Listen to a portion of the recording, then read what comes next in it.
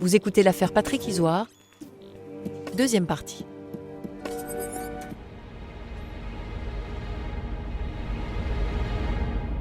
Pour les enquêteurs, les chances de retrouver Patrick Isoire vivant s'amenuisent au fil des jours. Et il y a une piste qui est évoquée par les services de police. C'est une espèce de grotte, de tunnel qui est creusé dans la montagne. Et c'est un lieu bien connu des Sétois. La grotte du Vigneret que tout le monde connaît à Sète et qui est quand même à 300 mètres, même pas 300 mètres de son scooter. C'est dans le fameux rond-point situé non loin du cimetière où Audrey Louvet et Patrick Isoire sont censés s'être baladés. Un peu glauque, il faut le dire. Où il peut y avoir des rencontres nocturnes ou encore des jeunes fêtards qui vont boire des canettes le soir. C'est quand même un endroit où il est facile de tendre un guet-apens, où il a pu se passer quelque chose, il faut absolument être sûr.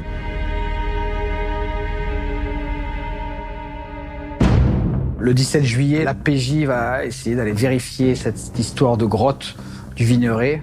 Il y a besoin de matériel d'éclairage, il y a besoin de mobiliser les techniciens pour aller vérifier cette hypothèse.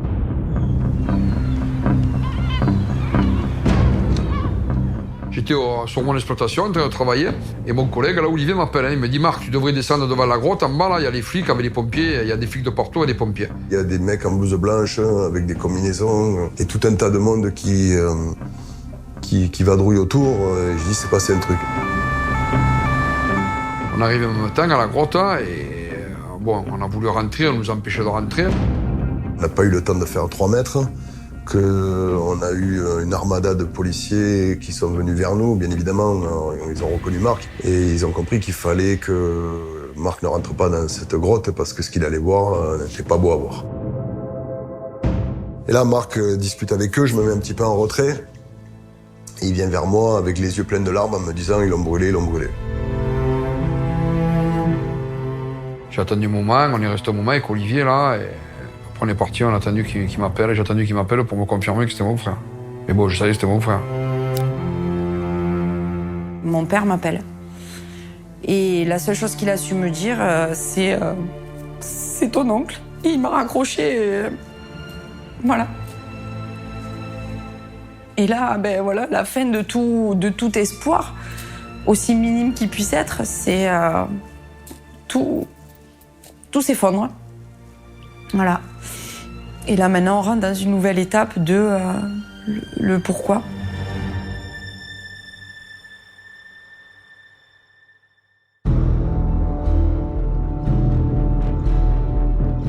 Les premières constatations de la PJ sur la façon dont Patrick Isoire a été tué, c'est vraiment une exécution.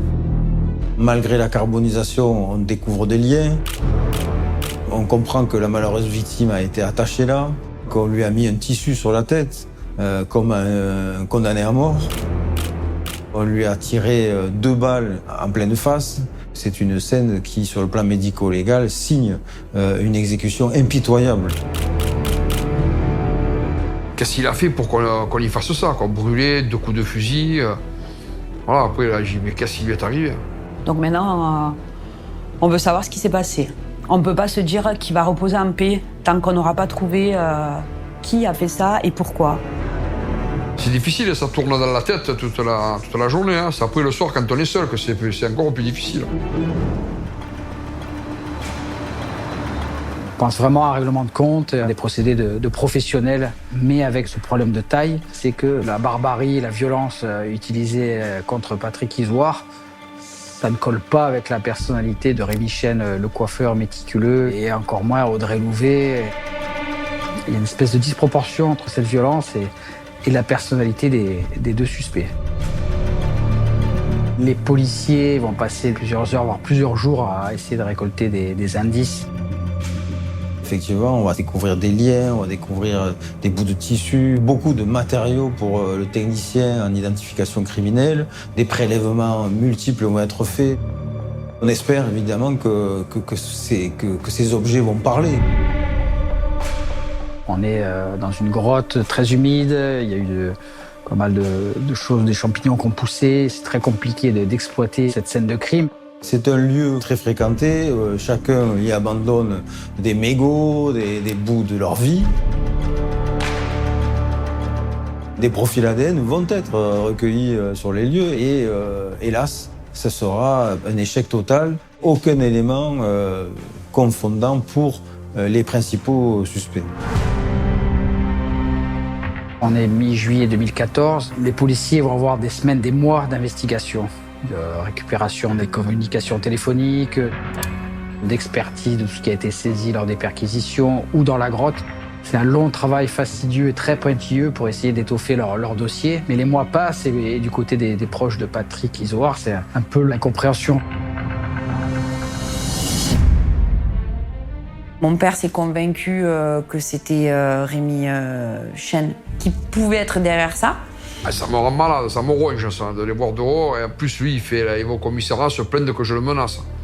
Alors que je ne le connaissais pas, je ne l'ai jamais vu ce type. Vous croyez que si j'avais été le voir, j'aurais menacé? J'aurais mis mon pied sur la gueule. Je serais peut-être pas là en train de faire son cinéma. Marc est très en colère, mais il comprend que s'il n'est pas mis en examen ou incarcéré immédiatement, c'est que la police a besoin d'éléments un peu plus sérieux. La famille s'exprime dans la presse en disant c'est un scandale, on sait qui c'est, il y a quelque chose qui devient très très très lourd à vivre. Mais c'est Rémi Chêne, il résiste, il fait face. Il fait un choix, c'est de rester sur place, de continuer de travailler avec les difficultés que ça va occasionner, avec l'opprobre qui va se déverser sur lui. Audrey Louvet n'arrive plus à supporter la pression dans la ville de Sète. Tout le monde l'a regardée, tout le monde l'a pointé du doigt comme étant celle qui a fait disparaître Patrick, l'enfant du pays. Donc elle fuit, elle va s'installer dans un village à côté de Montpellier, à Lunel. Et là, elle essaie un peu d'oublier. Rémi Chêne et Audrey Louvet sont toujours dans le collimateur des enquêteurs qui les ont placés sous surveillance. Mais sans aveu, sans armes du crime, ni preuves matérielles, ils ne peuvent rien faire. Les semaines, les mois passent, puis survient un rebondissement. Un témoignage crucial qui intervient près d'1 an et demi après les faits. L'affaire n'avance pas aux yeux de la famille Izoard. Pour Marc Izoard, c'était insoutenable de savoir que les assassins de son frère étaient en liberté et donc il décide de participer à une émission de télé. Moi, j'ai dit à Nelly, du moment qu'on parle de lui, qu'on le balance, pour moi, c'est le principal. Tout ça ne nous coûtait rien, donc on n'avait rien à perdre en fait. Moi, je raconte tout. Et puis, quelques jours après, on a un coup de téléphone de la rédactrice en chef. Elle me dit, j'ai une bonne nouvelle pour toi. On a un témoignage d'une copine à Audrey qui était à Lunel, à qui elle s'est confiée. Ça revient aux oreilles de la PJ qui va auditionner cette personne, laquelle va dire j'ai été en contact avec Audrey Louvet. Elle m'a fait des confidences. C'est bien elle qui a tendu un guet-apens à Patrick Izoard. Là, coup de stupéfaction des policiers qui ont sous la main un témoin clé qui accuse Audrey Louvet. Ce témoignage qui est recueilli juste après cette émission de télévision montre déjà que peut-être la carapace d'Audrey Louvet a commencé à se fissurer.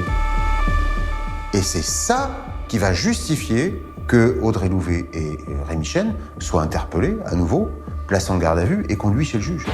Le pari qui est fait, c'est qu'on utilise cet élément qui reste faible quand même, il faut bien le concéder, et on les place en détention provisoire. Peut-être que la prison, ça va les faire réfléchir, et on sait qu'Audrey Louvet, c'est un peu la clé de l'affaire. Voilà, on se dit, au bout d'un moment, elle va craquer. Elle n'a pas craqué en garde à vue, elle va craquer pendant la détention.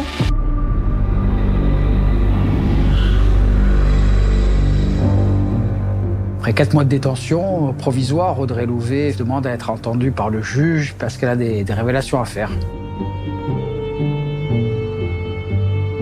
Audrey, quand elle est convoquée devant le juge d'instruction au mois d'août 2016, elle a décidé de dire les choses. Et là, elle va commencer à reconnaître que, sous ordre de Rémi Chêne, le coiffeur, elle a amené Patrick Izoard jusqu'à l'entrée de la grotte. Pour la première fois, elle dénonce son complice et elle explique avoir servi d'appât. Au mois d'avril 2014, Rémi Chesne commence à lui expliquer qu'il va tout perdre parce qu'en fait, il a prêté de l'argent à un homme et que cet homme ne veut plus lui rendre cet argent, qu'il répond pas au téléphone, etc. Et Rémi Chesne lui a montré la photo de la personne qui lui posait soi-disant le problème. Elle dit, mais je le connais, c'est Patrick Isoire. Et là, Rémi Chesne de lui répondre, mais si tu le connais, ça veut dire que c'est un signe. C'est un signe du ciel, ça veut dire que c'est toi qui dois m'aider à l'amener dans un endroit isolé pour que moi, je puisse venir lui réclamer mon argent. Et là, à partir de là, tout commence. Elle confirme au juge d'instruction qu'elle prenait les ordres de Rémi qui lui disait tu vas l'appeler. Donc elle l'appelait et tu vas lui dire ça et ensuite tu me rappelles pour me dire ce qu'il t'a dit. Au fil des interrogatoires et de ses déclarations, Audrey Louvet arrive à expliquer le scénario qui s'est déroulé ce 23 juin 2014. Donc le matin du 23 juin, Rémi l'amène devant la grotte pour une sorte de repérage. Il lui dit écoute, moi j'ai juste besoin de toi pour que tu le fasses rentrer. Je vais arriver, tu vas nous laisser, tu t'en vas et tu m'attends au skatepark et après j'arrive. Jusqu'à ce que Patrick et Audrey rentrent dans la grotte, ça se passe exactement comme Rémi a prévu que ça allait se passer. Une fois à l'intérieur, ils se sont retrouvés nez à nez avec Rémi Chesne, armé d'un fusil. Il avait un masque. Audrey n'a pas compris ce qui se passait. Il leur a pointé l'arme et il lui a posé le canon là. Elle explique qu'elle était terrorisée parce qu'elle comprenait pas. Elle savait que c'était lui. Elle a dit « j'ai reconnu sa voix, même s'il avait un masque ». Il lui a jeté un rouleau de scotch. Il lui intime l'ordre d'attacher Patrick. Et là, il lui dit maintenant, tu vas te taire, tu ne dis rien à personne, tu vas là où je t'ai demandé de m'attendre. Elle est partie, elle a quitté la grotte sans savoir ce qu'il allait se passer. Elle court jusqu'au skatepark là où il a dit de l'attendre et elle attend. Il va arriver avec la voiture. Et elle lui dit, mais qu'est-ce qui se passe, explique-moi, etc. Et là, il lui dit, tu fermes ta gueule, sinon je te bute toi et tes enfants. Et puis, il est allé la voir le lendemain matin, lui a jeté 100 ou 200 euros, elle savait plus trop. Et en disant, si tu parles, je vais te retrouver, je vais m'en prendre à toi et à tes enfants. Donc elle a été tenue par le secret à cause de ces menaces supposées de la part de Rémi Chesne.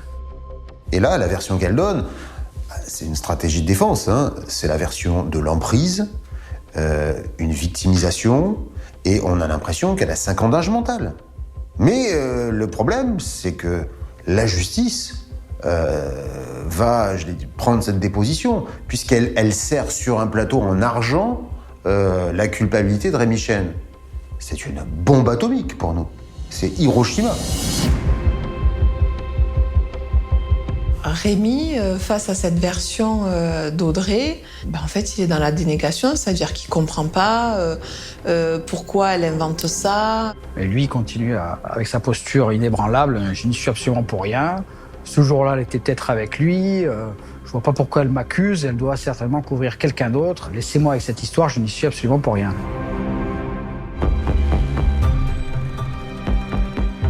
Pendant les expertises qui ont été diligentées sur le téléphone portable de Rémi Chesne, on a retrouvé des mots-clés. Enflammé, alibi, carburant, violent. On a grotte du Vignoret. Je crois qu'à un moment, il parle d'essence. Tout un tas de mots qui, finalement, vont être pour l'accusation comme des petits cailloux qu'il aurait semés en chemin et qui forgeraient une culpabilité. On peut presque réécrire l'histoire avec ces mots-là.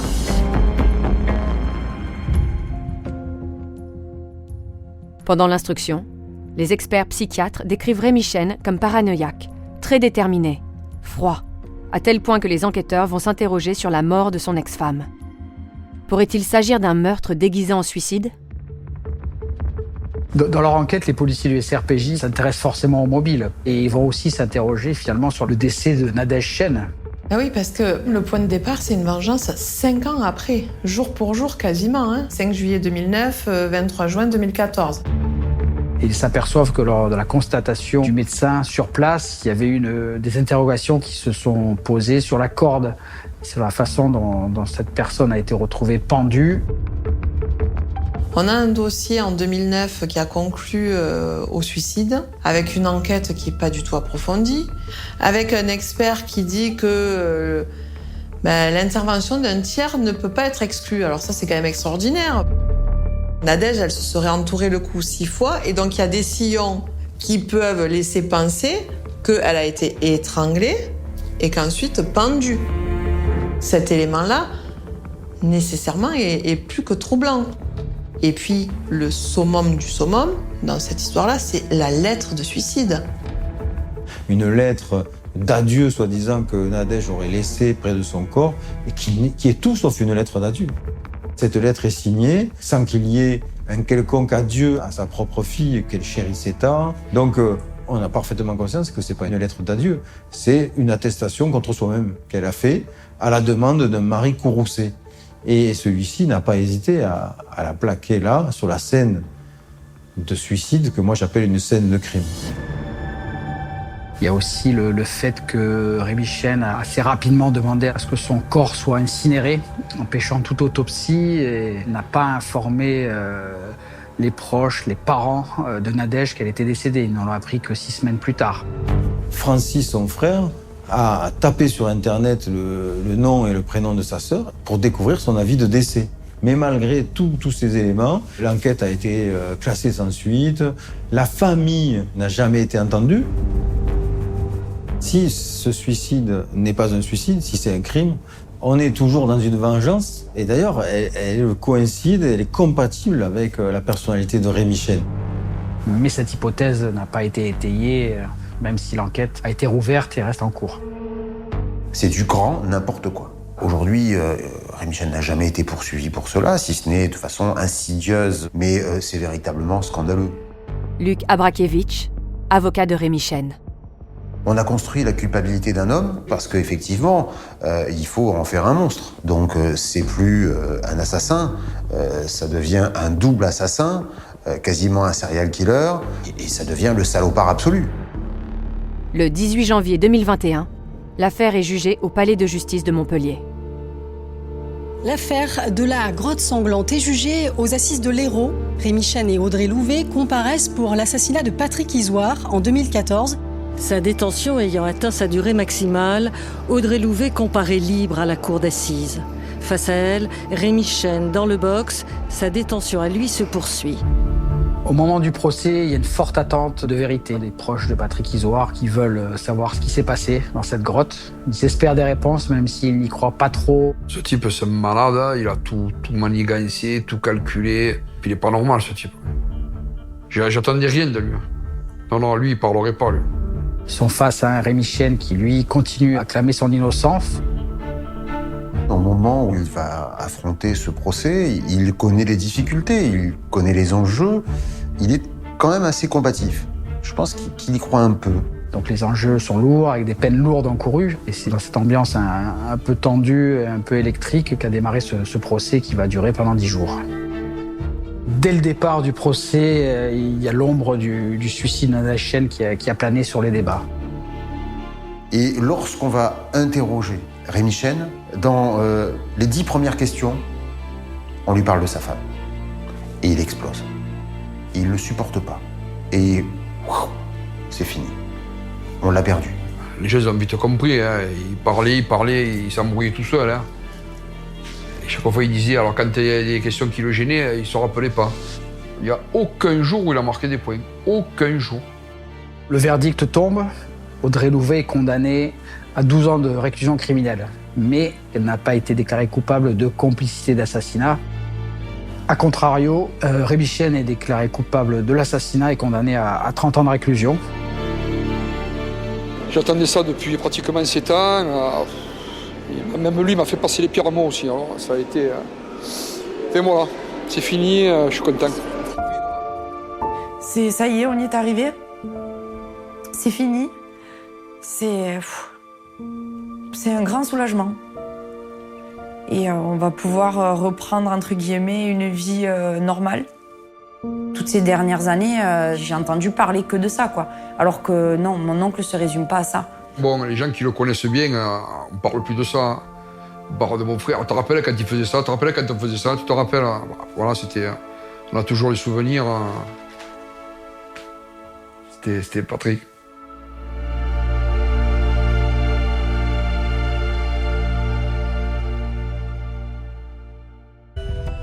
Alors que tout le monde s'attendait à ce que Rémi Chesne fasse appel de sa condamnation, il n'y aura pas de second procès pour celui qui, jusqu'au verdict, n'a eu cesse de clamer son innocence. Patrick Isoire repose au cimetière marin de Sète, à une centaine de mètres de la grotte où il a été exécuté. Vous venez d'écouter Au bout de l'enquête. Si vous avez aimé ce podcast, vous pouvez vous abonner sur votre plateforme de podcast préférée et suivre Initial Studio sur les réseaux sociaux. Au bout de l'enquête est un podcast coproduit par Initial Studio, Enibas Productions et France Télévisions, adapté de l'émission audiovisuelle éponyme produite par Enibas Productions et France Télévisions. Un épisode écrit et réalisé par Louis-Mathieu Nivose. Vous pouvez retrouver l'émission Au bout de l'enquête sur France 2 ou en replay sur France TV. Production exécutive du podcast, Initial Studio. Production éditoriale, Sarah Koskiewicz et Astrid Verdun, assistées de Marie Agassan et Cypriane Ligère. Montage, Camille Legras. Avec la voix de Julie Drey et Marie Drucker.